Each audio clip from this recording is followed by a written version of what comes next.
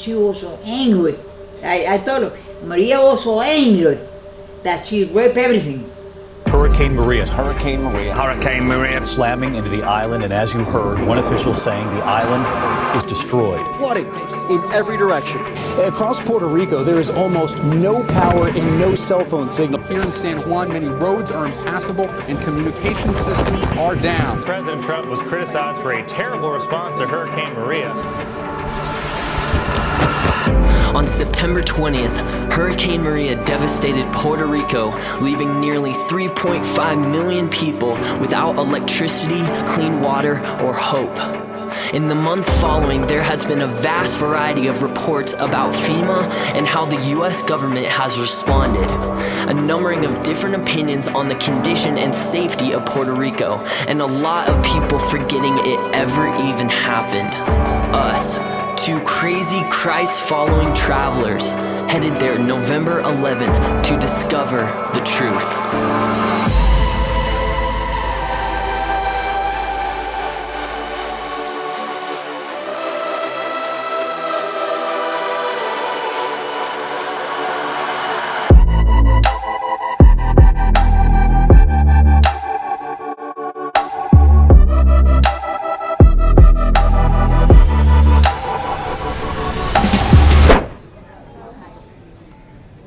Honestly, I've been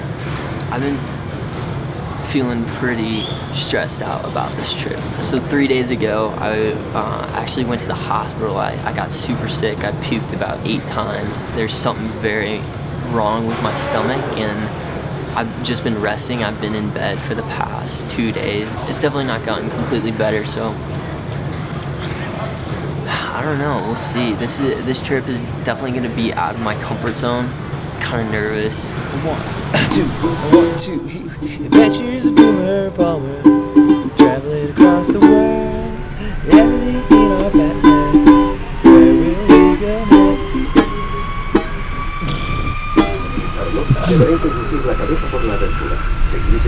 next? 12 o'clock midnight. Landed in San Juan, man.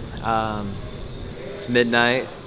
And I think we just start walking. I think we just start walking too. I think we're gonna get outside the what is this, the airport? And just start asking people, hey, we're 2 willing missionaries that need a place to crash tonight. Where are you headed? And see if we get a ride. Over there. Let's try it. It's midnight. Let's see if I can get to the airport. 3:28 a.m. Well, where are we, Palmer? Spent night 1 in the airport. We didn't leave. We landed at midnight. We didn't leave. So tomorrow we have a little bit of a plan, and we might try to get a rental car. It just seems like hitchhiking isn't a huge thing here. Especially not in the condition that it's in. Yeah. We decided to get a car. Not our first choice, but the more we thought about it, the more we thought this would be better, because the places that we need to go to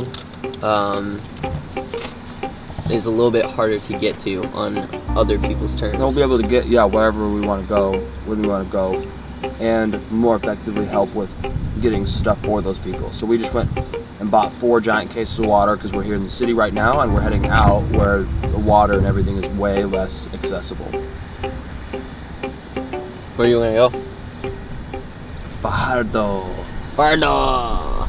There we go. Let's go. 2 hours later. Holy frick! Well, okay. So we saw a bunch of people handing out food on the side of the road. And we're like, all right, we got a bunch of water. It doesn't look like they have waters. Let's go stop and we'll pass out our waters with them. And then once they saw we were helping out, they were like, oh, come inside our church. Like, we're a part of the church. So we finish handing out the food, and then we all go into the church right there. And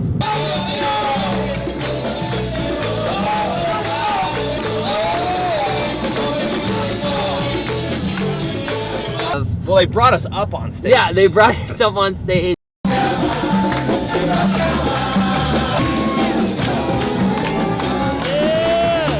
prayed for us, and sang happy birthday, anointed us.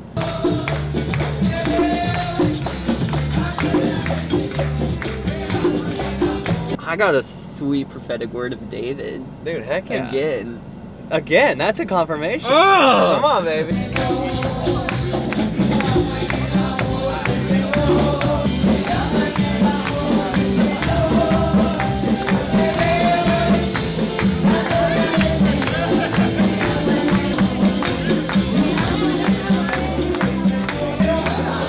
The lady said from stage, if any of you are good cooks and want to have some young men over.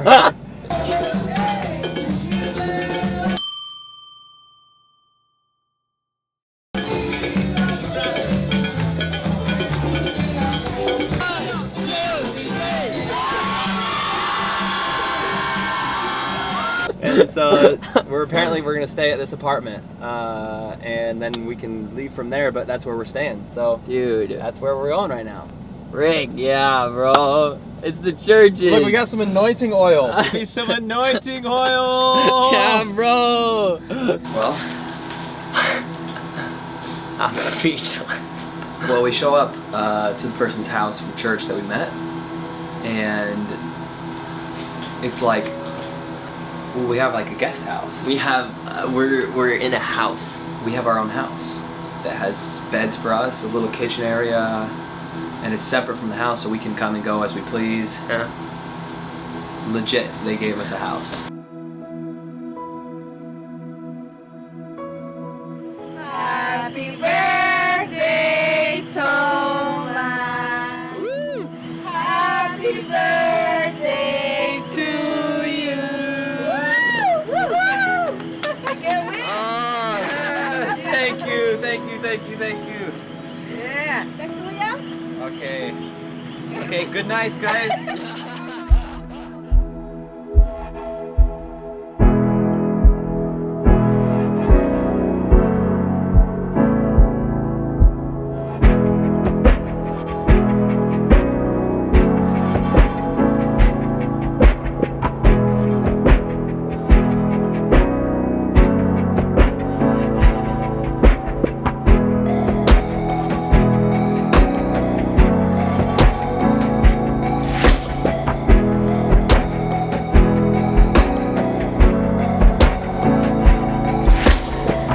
Just a man and his toys.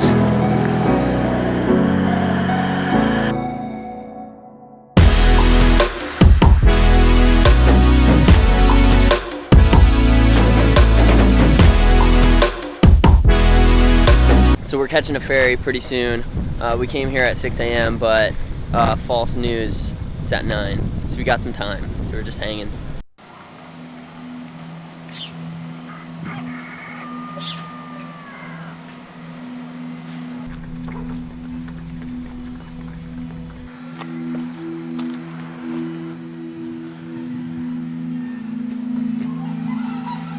Over 80% of people here in Puerto Rico are still without electricity.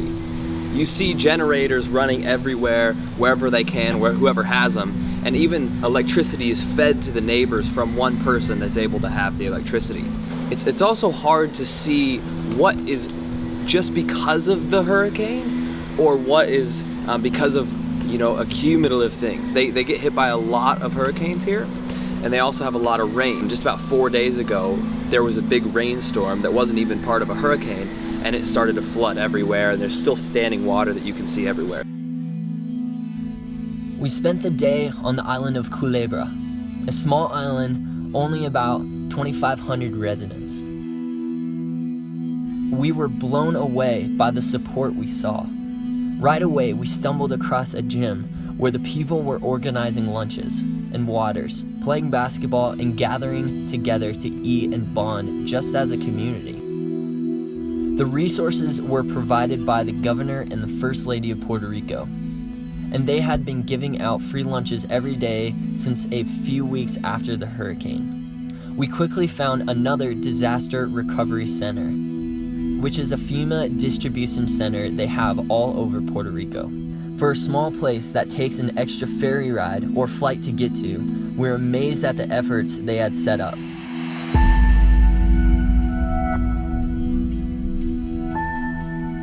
This island is also the most tourist part of Puerto Rico.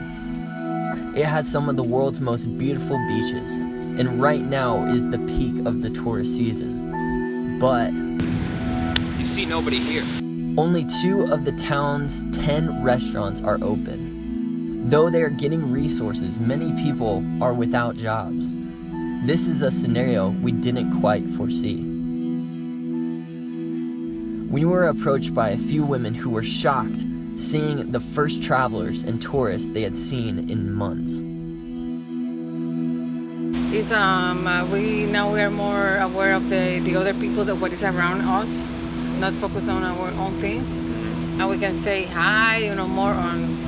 We can stop and maybe talk a little bit to a neighbor that we normally wouldn't stop, and yeah, we have more now. We are more conscious of other things, less materialistic things, and that I think that everybody will learn something good from all this bad experience.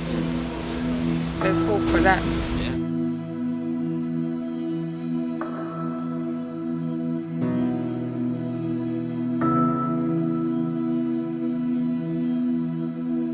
Do not store up for yourselves treasures on earth, where moths and vermin destroy, and where thieves break in and steal. But store up for yourselves treasures in heaven, where moths and vermin do not destroy, and where thieves do not break in and steal. For where your treasure is, there your heart will be also. We're here in the southeast portion. No, hold on. We're here in... That's where we're at. And it's... I don't know what to say. After it entered this area... No, that's stupid. Take one. Take one.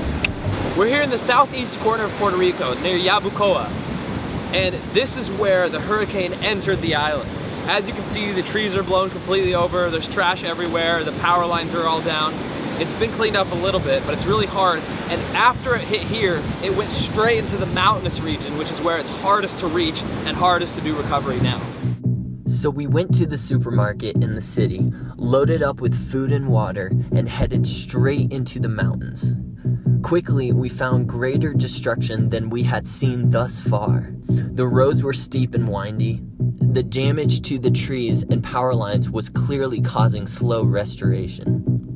That being said, every 10 to 15 minutes we were blown away by seeing different crews from all over the US helping in different capacities. Been here for like 4 weeks now, give or take. We work our asses off now. Yeah, what's your schedule look like while you're here? About 12-hour shift day to day, and then we work about 13 days straight with maybe the 14th day off. Wow. This here is AT&T telephone. They turn it down as fast as we build it over there with the big trash trucks. We build it, they come through with the trash trucks, and they turn it right back down. And they're having to put through all new wires. And he was even telling us that they're putting up the new stuff, but then people behind are just coming to pull out these piles of trash that you see along the sides of the roads and just ripping out all the lines thinking that there's not new ones. So it looks like it's still a bit unorganized. What's been the hardest thing? Wow, the weather. Yes, the weather. With more rain and stuff? Yes, rain, the sun, and again, raining again on the people. The people don't understand we are on risk right here.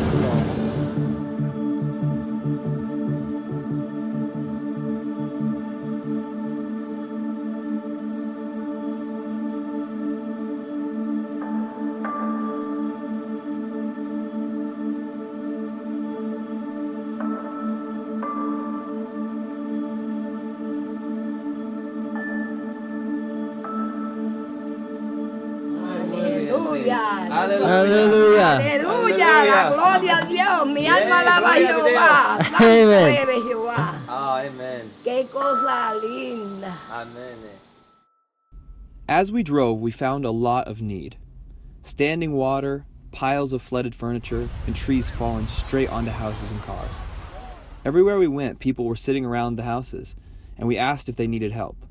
People rapidly jumped at the offer for food and water, and were very grateful for any assistance, telling us they had seen FEMA and other support, but understandably, it was taking longer to get to them.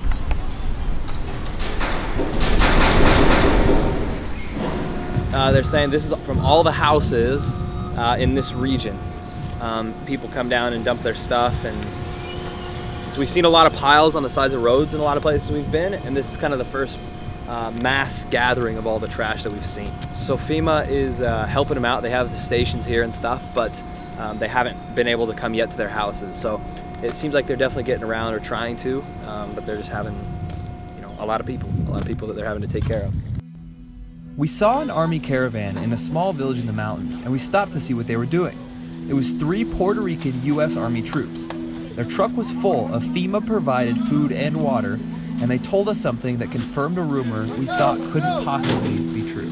We've heard it from a few people that some of the mayors have been stocking and stuff, so what you hear about FEMA is not necessarily true. Even these guys told us, but rather they have been distributing it, but the mayors of the certain places have been taking it for themselves.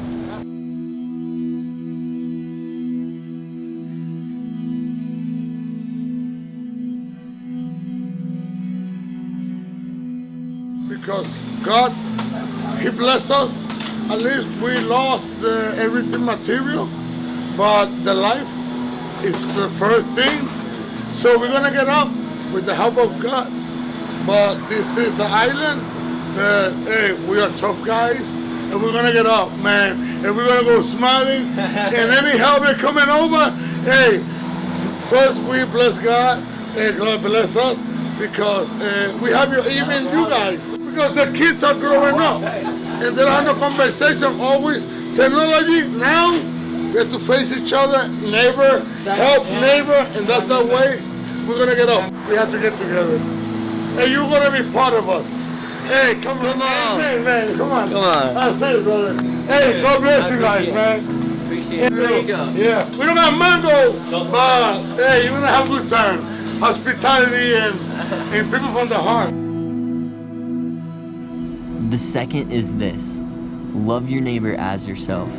There's no commandment greater than these.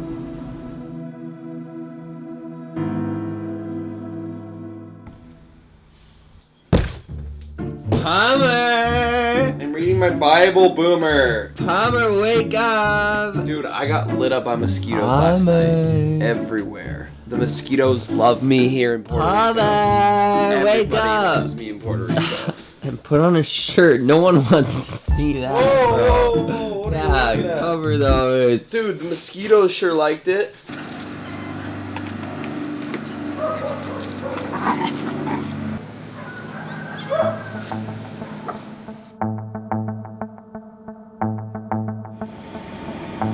De nada. So all of the lights are out on all of the intersections, and there's police that have been out here for a long time, and throughout the entire day they're just directing traffic out in this hot sun, and it's probably going to be for months. It's just stressful, no power, and going to the river getting water. You know, water runs out really quick, so you got to go back. It's like it's that. Just dealing with the chaos that's overall like on the whole island. People that you know. There's no power grid down there. You go down, like the intersections are really, it's dangerous. People are edgy, you know, there's no patience. So it's just a combination of a bunch of things, I think, that are stressful. Are you getting a lot of assistance from? There's been a bunch of people that came up. There's just been a bunch of people like you guys, volunteers that came out, gave us, you know, canned food. If I'm honest, man, I can't really complain about the government, the U.S. government helping or not. They've been helping us for years and years and years and decades. The problem with Puerto Rico is the corruption here, man. You can expect so much from the U.S. government, but if you've been sending us money, not me, I'm talking about our government, and we're throwing it away and stealing it, I wouldn't expect them to just keep on, you know, just because of the hurricane or whatnot, you know, just keep on overflowing with their, you know, provisions or money or whatever we need just like that. They have to put restrictions because it's just ridiculous how this island and our government just misuses everything. In terms of the money that our government is requesting and all, you know, all the funds, I mean, I kind of stand behind Donald Trump. I don't like him, but I stand behind him in terms of, you know, we've been helping you guys owe us a bunch of money. And yet again, we heard something we never expected to hear. This time, him talking about mayors in his own village. They caught a few. They caught ours here. Really? He lives a little bit, yeah, they caught him. And he was what, stocking in his house? Stocking in his house, yeah. we're on the way to pick up Benjamo from the airport. He's a really good friend and a fiery evangelist from Peru. What the frick, man? We've been getting by without him, but it's going to be really nice having someone fluent in Spanish here with us. I'm standing here at El Morro Fortress in Old San Juan. It's one of the most beautiful places just outside of downtown, and again, no people. It goes along with what we've been hearing. The reports are that this is a place not to go. It's dangerous, it's bad, it's in rough shape. We need to come, we need to continue traveling and living and doing what we've been doing and not be afraid of false reports that we've heard on the media.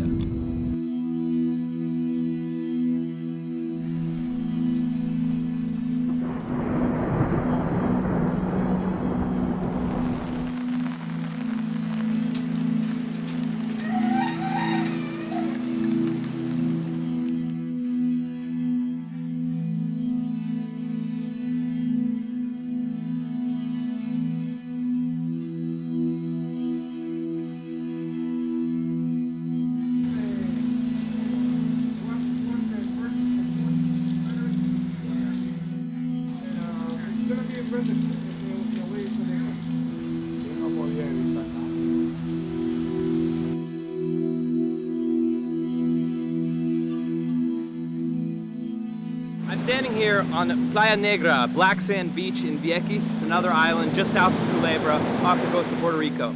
This one was hit a lot harder by the hurricane. We actually ran into an abandoned old sports stadium, giant complex, a few fields and everything, and it had never gotten finished. It got about halfway done, and then all of a sudden the money's gone and nobody knows why it's not gonna finish.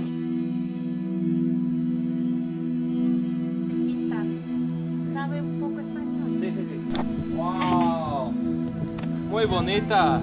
Yes, people could use food, water, and maybe a hand around the house cleaning things up.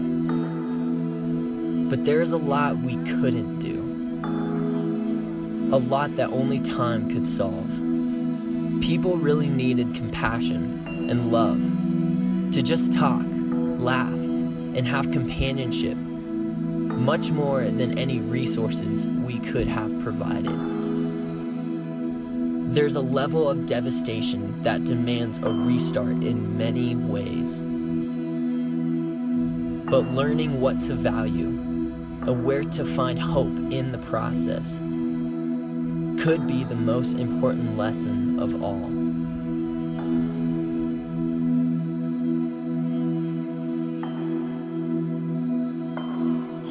I really feel like we had no bias, and I wanted to come just to see what it was really like on the ground. And to be honest, I thought I was going to come and see a lot of things like the reports that I heard, you know, that nobody was offering assistance, there was no aid getting anywhere, that we weren't trying to do anything, that there was just piles of stuff sitting around, and that us from the States weren't doing a good job helping them. But man, honestly, I've seen the opposite.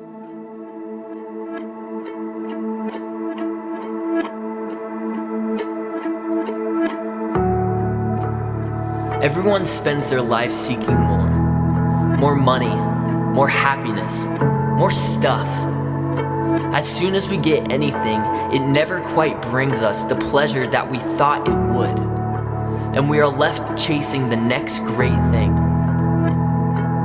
But what happens when we lose it all? I think a majority of people in our society have a mindset that isn't quite possible. We do everything in our strength to make our lives great, securing our well-being, accumulating stuff, building ourselves an empire. But nothing is guaranteed, and some people could tell you that firsthand. When we begin to be defined by the stuff in our lives, we will collapse right along with it. Waiting hours in line for the newest devices, wasting our time watching fabricated fantasies, loading our houses with the newest toys, shoes, clothes, working endless days apart from our families so we can afford to travel maybe once a year. Then, it doesn't quite work out the way we expected, and we are devastated over the things that should not actually hold any weight in our lives. Perspective is an important thing when looking at any situation. Unless we are careful, we overlook the facts and let so many opinions shape our beliefs. Experiencing it for ourselves is the only way to feel and know the truth. Reality often has more layers than we ever venture to discover. Taking the time to sit with people and to listen to them is priceless. Our society is quick to push us apart, not having time for true compassion or love. Real life seems to fly by as we waste away indulging in fleeting pleasures. Imagine if we all truly loved each other, going out of our way to sit with our neighbor in need. Could it be possible that we are so consumed with ourselves that we've forgotten what's important? Or will we let eternal treasures pass us by?